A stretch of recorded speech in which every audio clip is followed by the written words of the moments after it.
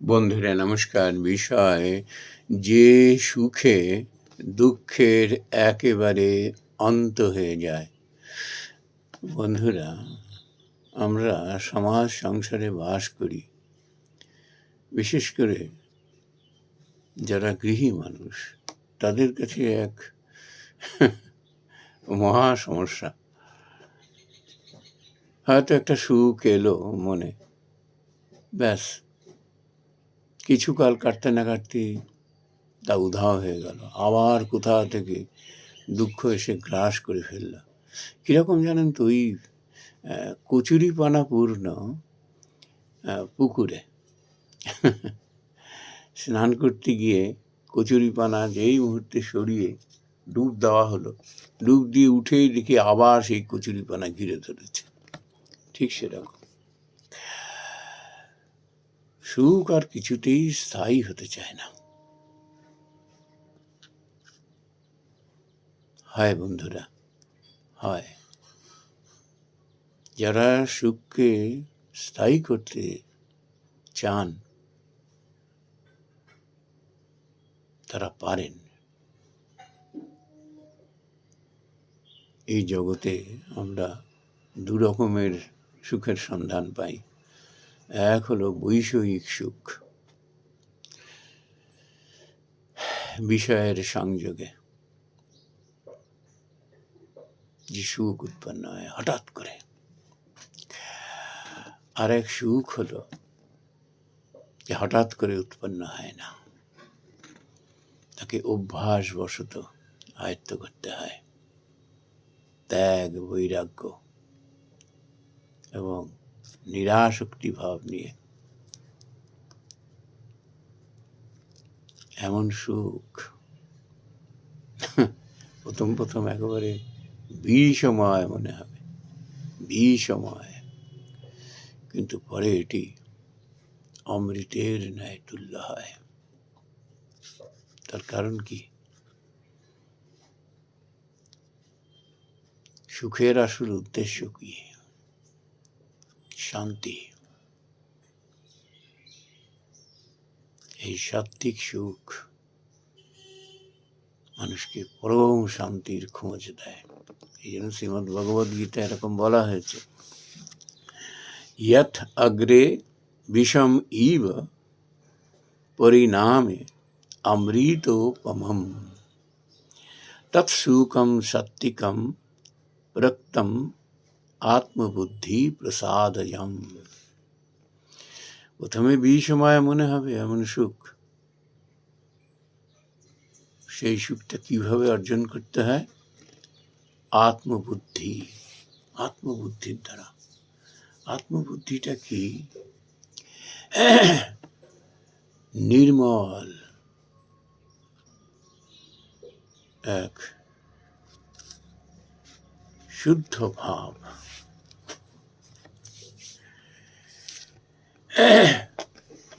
যেটি লাভ হয় নিষ্কাম কর্মের দ্বারা। সেখানে চাওয়া পাওয়ার কোনো সম্পর্ক থাকে না।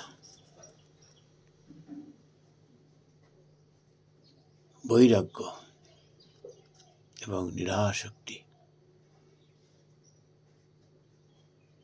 এটি একদিনে হয় না, অভ্যাস কিনা সাধনা করতে করতে মানুষ সেটি উপলব্ধি করতে পারে। আর এই সুখ যে লাভ করেছে তা একেবারে সনাতন, যার ক্ষয় হয় না। সে আনন্দ উত্তর বৃদ্ধি পেতে থাকে।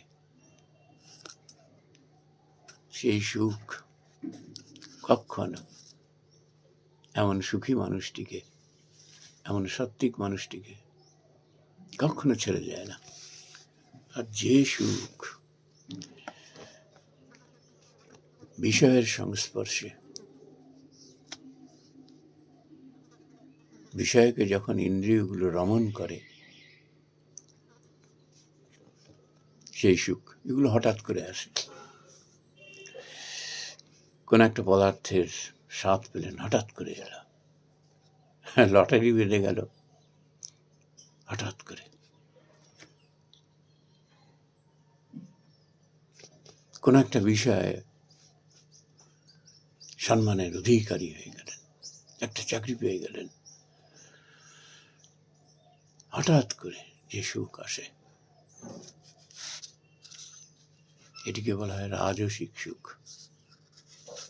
এটি সম্বন্ধেও শ্রীমদ্ ভগবদ্ গীতা এরকম বলা হয়েছে, বিষয়ে ইন্দ্রিয় সংযোগাত, বিষয়ের সঙ্গে ইন্দ্রিয়ের সংযোগ জনিত যৎ অগ্রে অমৃতোপমম, যে সুখটি আসছে না এটা অমৃতের মতো লাগে প্রথমে, অমৃতের মতো, পরিণামে বিষম ইব তৎসুখম রাজসম স্মৃতম, পরে এটি বিষবৎ হয়ে যায়, বিষের মতো লাগে। তার কারণ কি? এটির মধ্যে না থাকে বৈরাগ্য, না থাকে অনাসক্তি, ক্রমে খিদা বাড়তেই থাকে। ঘি দিয়ে যেমন অগ্নি নির্বাপিত করা যায় না, তেমনি আমরা ভুলে যাই কামনার দ্বারা কখনো কামনার নিবৃত্তি হয় না। রাজা যযাতি কিন্তু এই শিক্ষাটি আমাদের দিয়েছিলেন। তুমি ভাবছো ব্যাস এইটুকুই, এরপরে শুধরে যাবো, অন্যায় অন্যায়, কখনো তা হয় না। কামনা বৃদ্ধি পেতেই থাকে, পেতেই থাকে। আর এমন কামী মানুষের যে কি দুরবস্থা হয়, একটা সময় এমন হয় কেউ থাকে না তার সঙ্গে, কেউ থাকে না। যখন সে কামনা তাড়িত হয়ে পড়ে, তার ইন্দ্রিয় সুখ চাই, অর্থ চাই, অন্যায়, অবিচার, স্বার্থপরতা, আত্মম্বরিতা, অহংকার, উদ্ধত্ত তাকে পাপের একেবারে আতলে তুলিয়ে নিয়ে যায়।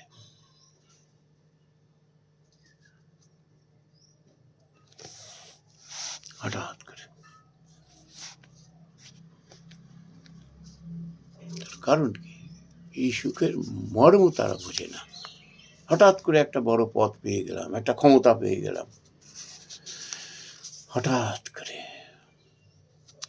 কি করে রাখতে হয়, কি করে পেতে হয় তো সে জানে, কি করে রাখতে হয় সেটা জানে না। তার কারণ কি? এর মধ্যে তো কোনো নিষ্ঠা নেই,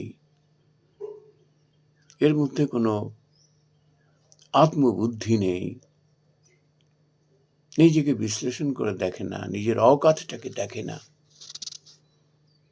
পেয়েছে ব্যাস ক্ষমতা, এবার লুটে পুটে খাও।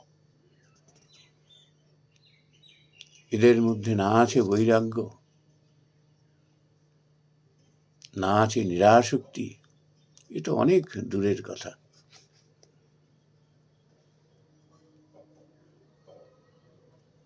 এরা শুধু তাড়িয়ে তাড়িয়ে বিষয়কে ভোগ করে আর পাপে ডুবতে থাকে।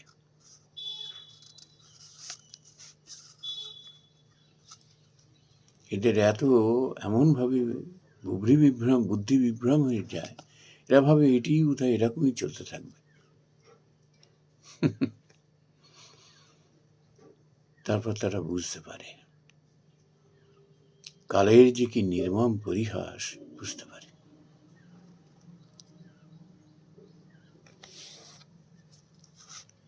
আমাদের লক্ষ্য কি? জীবনকে আনন্দে ভরিয়ে রাখা, অর্থাৎ সেই সুখটাকে করায়ত্ত করা। এ কখনো আমাকে ছেড়ে যাবে না। দুঃসময়, অসময়, দুঃসময়, সুসময়, সময়, অসময়, কখনো সে ছেড়ে যাবে না। আমাকে কখনো কোনো মুহূর্তে নিরানন্দের মধ্যে রাখবে না। এমন সুখ আমরা চাই, কিন্তু ওই যে এমন সুখ লাভ করতে গেলে আত্মবুদ্ধি দরকার, অর্থাৎ নির্মল বুদ্ধি, নিষ্কাম বুদ্ধি,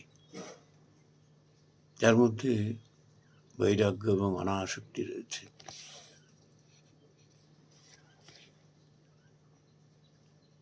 একটা কিছু একজনকে দান করলাম,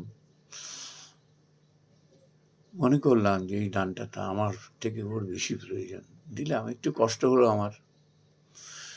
আমার কতগুলো জিনিস স্যাক্রিফাইস করতে হলো, কিন্তু যাকে দিলাম তার অশেষ উপকার হলো। আত্মত্যাগ, আত্মত্যাগ, এই যে কত আন্দোলন হয়, কত আন্দোলন হয় অন্যায়ের বিরুদ্ধে, অবিচারের বিরুদ্ধে, অধর্মের বিরুদ্ধে। কজন সেই আন্দোলনে ঝাঁপিয়ে পড়েন, কজন পারেন? গুটি কয়েক মানুষ, মুষ্টিমেয় মানুষ, তারাই অত্যাচার পীড়ন সহ্য করেন, এমনকি প্রাণও ত্যাগ করেন, কারাগার বাস করেন দিনের পর দিন, মাসের পর মাস, বছরের পর বছর। কেন? ন্যায়, নীতি, ধর্ম স্থাপনের জন্য এরা লড়েন, আর আমরা সেই রাজসিক সুখের মানুষ। যখন তারা ত্যাগ করে একটা ন্যায় নীতি স্থাপনা করলো, আমাদের বাক স্বাধীনতা এনে দিল, বাঁচার স্বাধীনতা এনে দিল, এই সুখটা তখন আমরা তাড়িয়ে তাড়িয়ে উপভোগ করি, তাড়িয়ে তাড়িয়ে, কিন্তু আমাদের কোনো কন্ট্রিবিউশন থাকে না। কিন্তু এই যে সাত্ত্বিক মানুষগুলি, এগুলো ওইসব দেখে না, নিজেরটা দেখে না। একটা বৃহৎ অংশের তো শান্তি এনে দিয়েছি, আমার এই আত্মত্যাগের জন্য তারা তো সুখী হচ্ছে।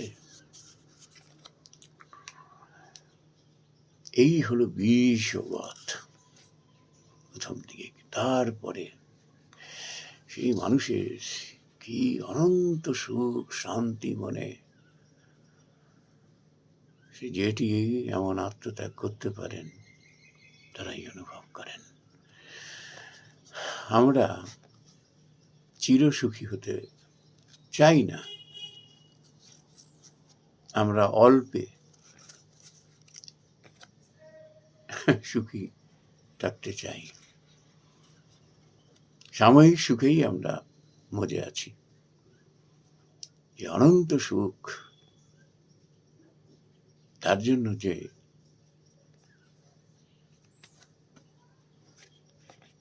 আত্মবিশ্লেষণ বা এই যে আত্মবুদ্ধি, মনকে শুদ্ধ করা, নিষ্কাম কর্ম করা, এর আমরা অভ্যাস করি না। এই জন্য আমাদের কাছে, অধিকাংশ গৃহী মানুষের কাছে সুখ এই এলো চলে গেল, এই এলো চলে গেল।